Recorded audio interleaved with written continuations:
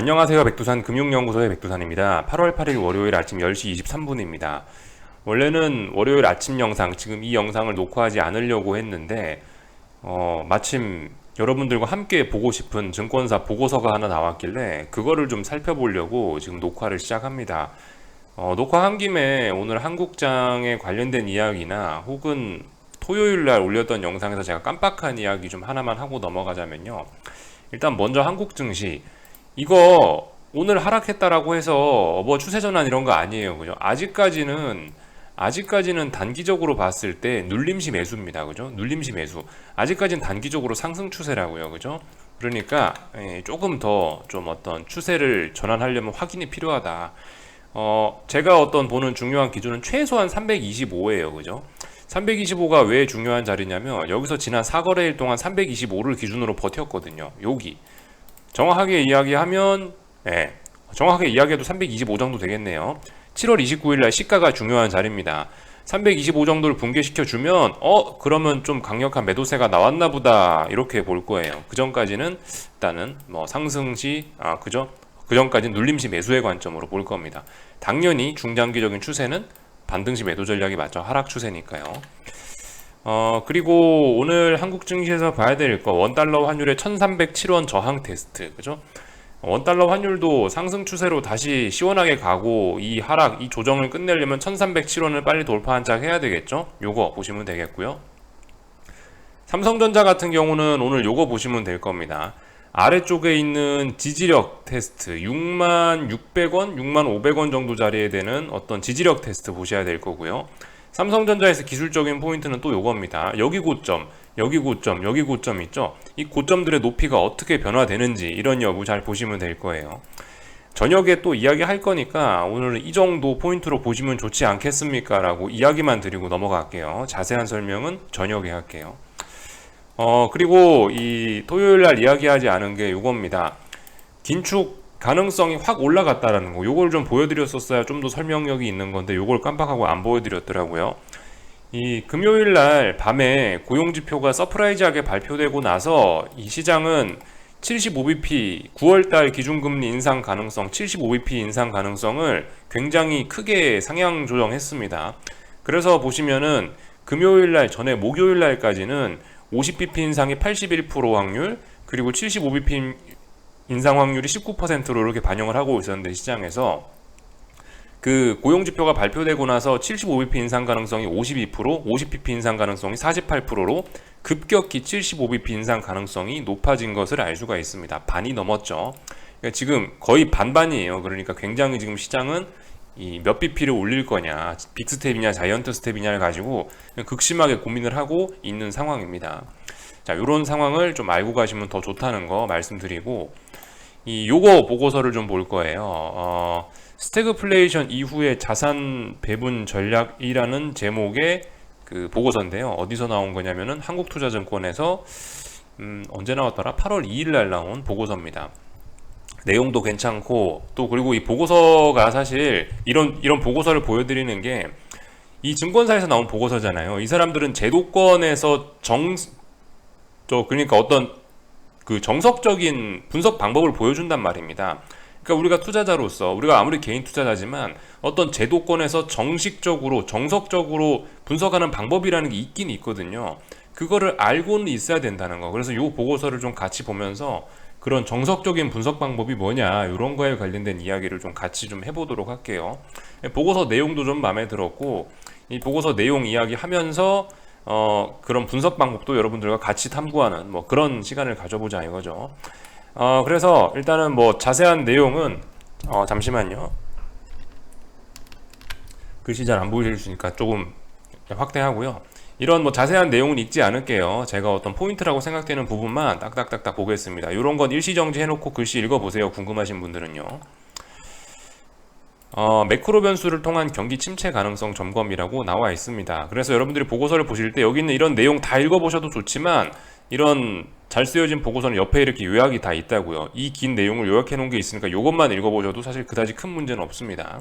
그래서 뭐라고 하고 있냐면 높은 인플레이션이 경기에 부정적이다. 그래서 인플레이션이 심각해서 경기 침체 가능성이 높아지고 있다라고 이야기를 하고 있습니다.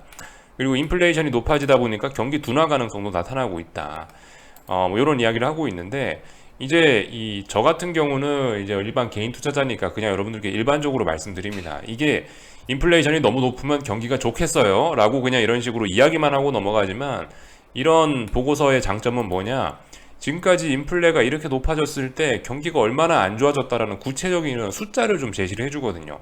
실증적인 이런 증거를 제시한단 말이죠. 그래서 그 증거를 좀 한번 보도록 하겠습니다. 여기 뭐라고 써있냐면, 대체로 인플레이션과 실질 GDP의 실질 GDP 성장률은 양의 관계다. 단 급격한 인플레이션 국면은 제외라고 되어 있는데, 이 부분을 여기 아래에 있는 표에서 설명을 하고 있더라고요. 요거를 보면 될 것 같습니다. 우리 이 표를 좀 보자고요. 여기 사실 굉장히 좀 어려운 이야기 많이 써 있고 숫자가 좀 많이 나와 있는데요. 여러분들 이런 거에 익숙해지실 필요가 있습니다. 이게 이제 무슨 이야기냐면요. 200개 분기를 가지고 미국의 GDP 성장률을, 실질 GDP 성장률을 구분을 해서 본 거예요. 200개 분기 중에 완만한 인플레이션 국면이었을 땐 성장률이 어떻게 되었나, 그리고 높은 인플레이 국면이었을 땐 성장률이 어떻게 되었나를 확률적으로 분석을 한 겁니다. 그래서 조금 더 자세히 좀 보자면은, 무엇이 높은 인플레이션이고 무엇이 완만한 인플레이션인지에 대한 기준을 여기 제시를 하고 있어요. 여기 뭐라고 되어 있냐면, 물가 상승률에 대한 기준은 5%로 설정하였다. 그죠? 약 상위 25%에 해당하는 수치이다라고 하고 있습니다. 이 물가 상승률 기준이 5%를 넘어가면은 이건 높은 인플레이션이라고 분류를 하겠다라고 이 사람이 일단 학문적으로 정의를 한 거예요. 근데 5%란 기준이 상위 25%에 해당하는 수치니까 높은 인플레이션이라는 거 인정할 만하죠. 그죠? 자, 그러면 이 부분 받아들이고 넘어가면 될 것 같아요. 자, 그래서 뭐라고 써져 있냐? 완만한 인플레이션이라는 건 뭡니까? 경제가 서서히 좋아지고 있다는 그런 의미일 수 있어요. 그죠? 인플레라는 게 물가 성장이라는 거니까, 물가 올라간다라는 거니까, 경제가 좋아지는 과정에서 물가가 조금씩 올라가잖아요. 그러니까 정상적으로 경제가 잘 성장하고 있다. 완만한 인플레이션 국면에서는 실질 GDP 성장률도 긍정적으로 나올 수밖에 없다라고 이야기를 하고 있습니다. 여기 보시면 기울기란 개념이 있죠. 기울기가 전부 플러스죠. 플러스란 얘기는 성장률이 올라가면 인플레도 같이 올라간다. 인플레와 성장률은 같은 방향으로 올라간다라는 게 요게 기울기가 플러스란 이야기입니다. 여기 있는 0.4, 0.6, 0.9는 이 기울기가 얼마나 가파르게 올라가느냐 이런 이야기입니다. 하여튼 지금 이 두 개의 관계는 둘 다 플러스죠. 그죠? 네, 둘 다 플러스입니다. 인플레이션이 적당히 완만하게 올라가면 GDP도 같이 올라간다라는 이런 걸 나타낸 거예요. 그래서 이렇게 기울기 올라간다라는 이야기고, 우리가 아무튼 이런 표에서 잘 봐야 될 건 R제곱 값입니다. R제곱 값. 결과적으로 이것만 보면 돼요. 여기 있는 복잡한 거 볼 거 없습니다. R제곱이라는 게 뭐냐면은, 지금 이 변수가, 완만한 인플레이션이라는 변수가 이 실질 GDP를 얼마나 설명을 해주느냐에 대한 그런 부분입니다. 21%를 설명해 준다는 거죠. 미국의 실질 GDP가 요만큼 올랐어요. 요만큼 올랐는데, 이렇게 오르게 한 거에 몇 프로의 지분을 갖고 있냐? 21%의 지분을 완만한 인플레이션이란 놈이 가지고 있다. 그죠? 완만한 인플레이션이 있었기 때문에, 그러니까 이렇게 경제가 잘 성장할 수 있었던 원인의 21%는 완만한 인플레이션 덕분이다. 뭐 이런 식으로 설명을 할 수 있다는 거죠. 그래서 21이라는 숫자는 사실 굉장히 높은 겁니다. 이 정도면 상당히 높은 상관관계가 있다는 거죠. 다만 이거는 너무 단기적인 효과가 있다. T라고 써 있죠. 뭐 이번 분기, 그 다음 분기, 그 다다음 분기. 그러니까 완만한 인플레이션이었을 때 당장 그죠? 당장 이 성장률이 높아지는 그런 효과가 있다. 이 정도로 해석을 하면 되겠죠. 21%면 상당히 높은 거라고요. 반면에 높은 인플레이션이었을 때는 이제 성장률이 5%가 넘어갔을 경우에는 어떻게 되는 거냐? 여기 마이너스 기울기라 돼 있죠. 마이너스 기울기. 마이너스는 뭡니까? 인플레이션이 높아지면 높아질수록 이 성장률이 내려온다는 이야기입니다. 이거는 이제 아까 전에는 기울기가 이렇게 올라가는 거였죠. 근데 지금 마이너스잖아요. 마이너스니까 이렇게 아래쪽으로 좀 내려온다라는 거를 생각하실 수가 있겠습니다. 네, 여기 마이너스라 되어 있죠. 그리고 R제곱 값이 16 정도 나오고 있어요. 16 정도. 사실 뭐 16 정도만 돼도 어느 정도 설명력을 좀 가지는 겁니다. 이쪽 통계의 세계에서는요. 30% 넘어가면 굉장히, 이 R제곱 값이 30이 넘어가면 굉장히 큰 설명력을 가지는 거고, 한 20 정도만 돼도, 20, 16 정도만 돼도 어느 정도 좀 큰 몫을 차지하는구나 라고 받아들이시면 될 것 같아요. 그래서 이 높은 인플레이션이 있을 때 같은 경우는 실질 GDP를 깎아먹는데, 이 보통 실질 GDP를 깎아먹는 그런 지분의 16%, 17% 정도를 높은 인플레이션이 차지한다. 이렇게 해석을 하시면 되겠습니다. 그러니까 지금 이런 데이터를 봤을 때 지난 200분기를 분석을 했대요. 그러니까 50년을 분석을 한 건데 이런 값이 나왔대요. 통계적으로. 그렇다면 이런 통계를 통해서 우리가 할 수 있는 결론이 뭐냐? 당분간 높은 물가로 인한 경기 둔화는 불가피하다라는 거를 우리가 이런 결론을 낼 수 있었다고요. 이러이러한 데이터, 이런 분석을 통해서 높은 물가 상승률은 경기에 안 좋구나라는 결론을 낼 수 있다고요. 그죠? 여기까지 보면은 되겠습니다. 이게 별로 어려운 이야기가 아니에요. 근데 아무튼 증권사에서 이 제도권에서 정석적인 어떤 이 분석 방법은 원래 이런 겁니다. 두 가지 변수를 놓고 이 두 가지의 상관관계를 놓고 이 상관관계가 얼마나 되느냐를 가지고 그죠? 우리가 이러이러한 주장을 할 수도 있고 그런 거예요. 자, 그래서 다음 페이지로 넘어가겠습니다. 사실 당연한 이야기일 수 있어요. 강한 긴축은 경기에 부정적이다. 사실 이 부분은 어떤 닭이 먼저냐 달걀이 먼저냐 이런 부분인 것 같은데요. 강한 긴축 언제 하겠습니까? 인플레가 높으니까 이 높은 인플레이션을 잡기 위해서 강한 긴축을 하는 거니까 사실 닭이 먼저냐 달걀이 먼저냐 혹은 높은 인플레이션과 강한 긴축이라는 건 같은 말일 수도 있다고 저는 생각합니다. 근데 아무튼 강한 긴축은 경기에 부정적이다 라고 하고 있죠. 그러면서 이 지금 현재 물가 수준을 고려했을 때 경기 침체 우려에도 당분간 기준금리 인상 기조가 계속될 가능성이 높다라고 이렇게 주장을 하고 있는데요. 이 역시 데이터가 있는 거죠. 미국 기준금리하고 코어 CPI를 비교를 해봤는데 코어 CPI하고 그 기준금리하고 상관관계가 0.577이다. 57%라는 이야기입니다. 그러니까 이 57%라는 이야기는 뭐예요?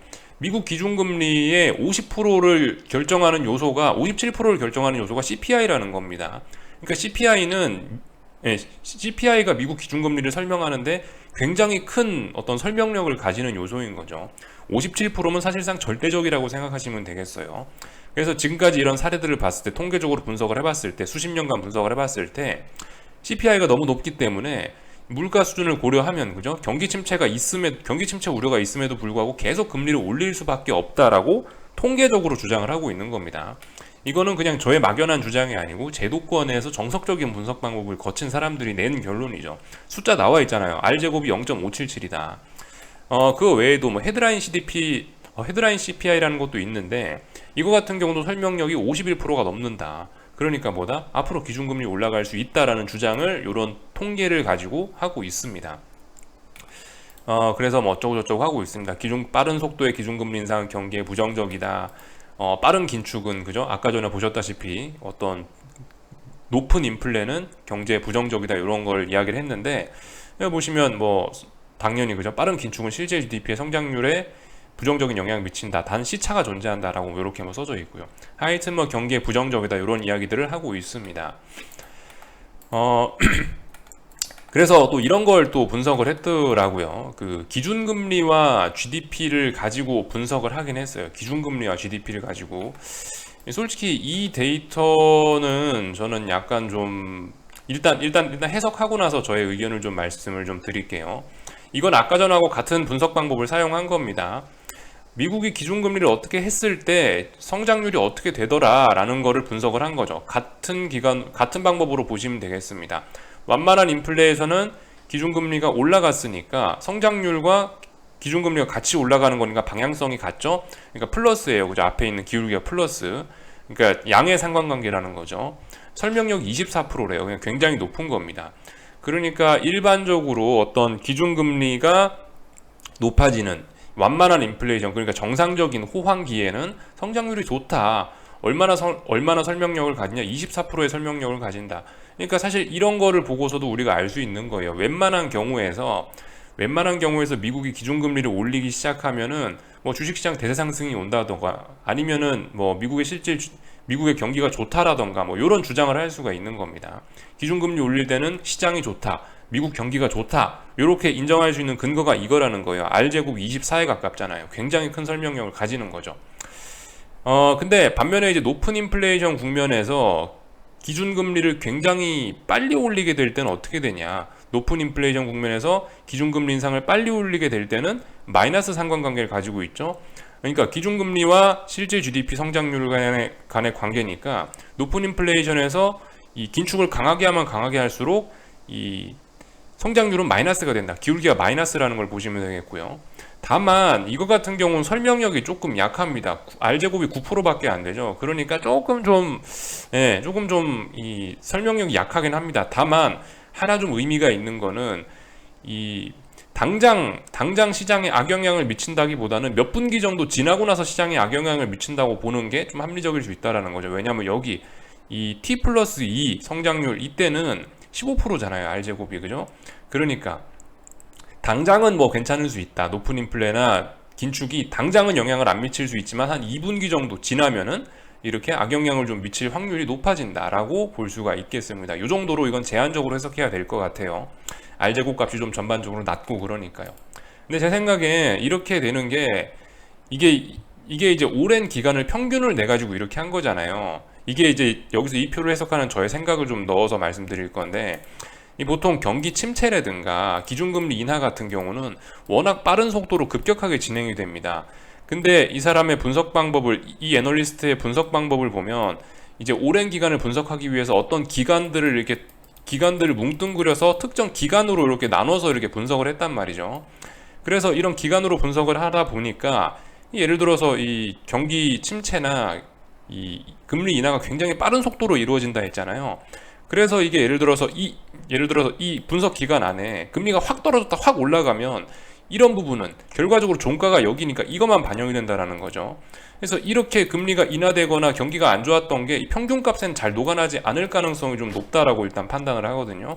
그래서 사실 그 어떤 하락은 짧고 굵다라는 그런 거, 침체는 짧고 굵다라는 그런 특징 때문에 사실 정확한 어떤 이 상관관계는, 우리가 몸으로 체감하는 그런 상관관계는 이런 데이터에는 좀 잘 드러나지 않았을 수 있을 거라는 생각이 들긴 듭니다. 그래서 이런 부분은 좀 제한적으로 해석을 해야 됩니다. 그래서 아무튼 이 결론을 내자면 어떻게 되냐, 그래서 어쩌고 저쩌고 해서 R제곱이 어떻게 돼서 완만한 인플레이션 국면에서는 기준금리 인상이 경제에 긍정적인데 높은 인플레이션에서는 기준금리 인상이 경제에 부작용으로 작용할 수 있다라고 이렇게 결론을 내주고 있죠. 그래서 뭐라고 하냐, 높은 물가와 빠른 긴축으로 인해 당분간 경기가 더 둔화될 가능성이 있다. 그래서 추후 경기가 더 악화될 가능성이 높다. 경기 침체 가능성은 여전하다라고 이렇게 결론을 내고 있습니다. 그래서 사실 그 여기까지는 좀 이제 내용이 좀 괜찮은데, 이 다음에는 이제 이분이 어떤 대안을 제시를 해주거든요. 하나까지만 더 보고요. 채권과 관련된 이야기를 하는데요. 요거 우리가 좀 볼 필요 있겠습니다. 여기만 좀 볼게요. 제가 그 여러분들과 요즘에 자주 10년물 국채금리를 분석을 하지 않습니까? 아이고, 잘못 눌렀어요. 제가 여러분들과 요즘 10년물 국채금리를 분석을 하고 있는데 제가 뭐라고 말씀드리죠? 요즘에 올라가면은 뭐 긴축 우려로 인한 상승, 이게 금리가 떨어지면은 경기 침체 우려로 인한 금리 하락, 보통 이렇게 말씀을 드리지 않습니까? 그죠? 이게 단순히 이제 저의 그냥 막연한 의견이 아니라는 거를 좀 말씀을 좀 드리고 싶어요. 여기에 좀 그런 게 좀 잘 나와 있거든요. 이 10년물 국채금리 같은 경우는 이 연준의 정책, 연준의 통화정책, 그죠? 기준금리와는 양의 상관관계를, 또 그리고 경기 침체와는 음의 상관관계를 나타낸다라고 이렇게 나와 있습니다. 여기 데이터가 나와 있습니다. 이 오랜 시간 동안 분석을 해 보니까요. 여기 72년 7월부터 해서 22년 6월까지 50년간의 데이터를 바탕으로 산출을 했대요. 그래서 이렇게 보시면요. 10년물 금리하고 기준금리하고 제조업 지표 이런 걸 갖고 분석을 했는데, 기준금리 올라갈수록 10년물 국채금리는 올라가고요. 그리고 제조업 지표, 요거를 어떤 침체에 대한 지표로 사용을 한 모양인데, 제조업 지표가 안 좋아지면 금리는 뭐 떨어진다, 뭐 이런 식으로 뭐 나와 있습니다. 플러스의 상관관계, 마이너스의 상관관계 이렇게 나와 있죠. 그래서 저기 보시면 설명력 이렇게 된다. 63%, 64%에 달한다라고 되어 있죠. 그러니까 기준금리하고 제조업 지표 요거, 그러니까 미국의 기준금리하고 이 경기 침체 여부, 경기 상황이 어떻게 될 거냐에 따라서 10년물 국채금리는 굉장히 크게 움직일 수 있다. 10년물 국채금리를 결정하는 두 가지 가장 큰 요소가 요거라고 보시면 됩니다. 이거 두 가지로 10년물 국채금리의 움직임에 한 60, 70%를 설명할 수 있으니까 이건 절대적인 겁니다. 이건 진리라고 받아들이셔야 되는 거죠. 그래서 일단 요까지 봤고요. 그래서 이런 주장을 한 거예요. 기준금리는 양의 상관관계, 경기 침체는 음의 상관관계를 나타낸다라고 하고 있고요. 제가 요즘에 그래서 이 금리를 보면서 전 이제 알 수 없는 구간으로 들어왔다라고 말씀드렸거든요. 왜냐하면 이 중요한 라인이 있는데 중요한 라인을 돌파한 착 해버렸기 때문에 이 단기적인 하락 추세를 더 이야기하기는 굉장히 껄끄러운 상황이 됐고, 그렇다고 위쪽으로 치고 올라가자니 경기 침체 우려와 이 3%대에서 지금 몇 개월 동안 여기를 못 넘고 있거든요. 이 부분에 매물대가 있어서 이거 위쪽으로도 제한적이고 아래쪽으로도 제한적이면 지금 시장은 방향성 모색 중이다. 제가 감히 여기서 방향성을 이야기할 수 있는 그런 상황이 아니라고 판단을 했습니다. 그래서 지금 이거는 잘 모르겠다라고 일단 이야기를 드리고 있어요. 다만 너무 급격한 급등이나 너무 급격한 급락은 이래저래 증시에 안 좋을 수 있다라 말씀드렸죠. 왜냐하면 너무 급격한 상승은 기준금리 인상, 긴축 우려라고 해가지고 나스닥에 안 좋고 기술주에 안 좋고, 너무 빨리 박살나버리면 경기 침체 우려가 극심하다라고 해서 주식시장에 안 좋을 수 있기 때문이죠. 적당히 박스권 그려주는 게 증시엔 지금 제일 좋을 수 있다는 이야기를 드려봤습니다. 그래서 뭐 추가 금리 인상을 감안하면은 국채금리 하락의 지속 가능성은 높지 않다라고 이야기하고 있는데 합리적인 이야기인 것 같고요. 그죠? 그렇지만 이제 아래쪽으로도 좀 제한적일 수 있다는 게 지금 경기 침체 우려가 있으니까, 그죠? 지금 이거 금리를 설명하는 요인이 두 가지가 있다며요. 기준금리하고 제조업 지표. 그러니까 두 가지가 다 있으니까 지금 위로도 아래로도 어렵지 않겠냐 이런 이야기를 좀 하고 있고요. 하여튼 뭐 그래요. 그래서 경기와 주가는 양의 상관관계 나타낸다 어쩌고 저쩌고 했습니다. 그래서 일단 여기까지는 일단 내용 괜찮고 분석하는 방법을 우리한테 잘 알려준 뭐 그런 내용이었어요. 이 아래 있는 부분은 전 솔직히 뭐 별로 좀 안 좋은 것 같더라고요. 그래서 이 부분은 여러분들이 그냥 재미로 참고 삼아 보시면 될 것 같습니다. 이 아래는 사례 분석이거든요. 지금까지 이런 일들이 있었다라는 거 사례 분석이니까 이런 건 여러분들이 그냥 술술 편안하게 읽어보시면 될 것 같고요. 코로나 때 또 그리고 뭐 IT 버블 때 2000년이죠. 2000년 IT 버블 붕괴 때 있었던 모습들 이런 이야기 했고요. 그리고 뭐 언제였죠? 오일 쇼크나 아니면 그 전쟁 있을 때, 그 쿠웨이트 침공할 때 뭐 이런 때 사례들을 좀 이렇게 보여주고 있습니다. 이런 부분은 그냥 편안하게 읽어보시면 될 거예요. 이런 부분 읽는 건 어렵지 않으니까요. 그래서 이제 나머지 이제 결론이 뭐냐, 그래서 이제 자산 배분 전략을 어떻게 가져야 되냐인데, 사실 이 부분은 이 보고서가 좀 약간 용두사미인 것 같더라고요. 시작은 화려했는데 어떤 뭐 뚜렷한 결론은 일단 잘 주시지 않는 것 같고, 그래서 뭐라고 하냐면은 주식과 채권 간의 균형 잡힌 포트폴리오를 제안한다라고 이렇게 이야기하고 있죠. 예. 하여튼 제 생각에 결론은 좀 재미없다 이렇게 보고 있습니다. 그래서 하여튼 여러분들께 좀 보여드리고 싶은 이 분석하는 방법을 알려주는 그러한 보고서인 것 같아서, 또 그리고 내용도 어느 정도 좀 객관적으로 좀 잘 나와 있는 것 같아서 그래서 좀 보여드려 봤어요. 이게 지금 증시가 반등하고 있는 거 좋긴 좋은데요. 말씀드렸다시피 지금 증시가 반등하고 있다고 이게 지금 막 어떤 대세 상승을 생각하고 이거는 아직까지 이게 지금 경기 침체 우려냐, 이게 그러니까 지금 경기가 연착륙할지 경착륙할지 아직까지 모르는 상황이거든요. 지금 시장도 고민하고 있다고요. 10년물 국채금리 같은 거 보시면요. 주식시장도 지금 고민하고 있는 와중에 최근에 한 달 정도 증시가 반등했다라고 해서 대세 상승을 이야기하고 그러는 거는 약간 눈만 마주쳤다고 결혼하는 그런 꼴이 아니냐라고 이렇게 이야기를 좀 드려봤었습니다. 하여튼 잘 한번 생각들 해보시고요. 뭐 그죠? 투자 판단은 여러분들이 내리시는 거니까요. 전 옆에서 어떤 투자 판단에 도움이 되는 그런 정보나 이런 것만 좀 제공을 해드리는 거니까 잘 참고하시고 하셨으면 좋겠어요. 여기까지 하겠습니다. 궁금한 거 리플 남겨주시고 오늘 저녁에 또 뵙도록 하겠습니다. 여기서 마치겠습니다.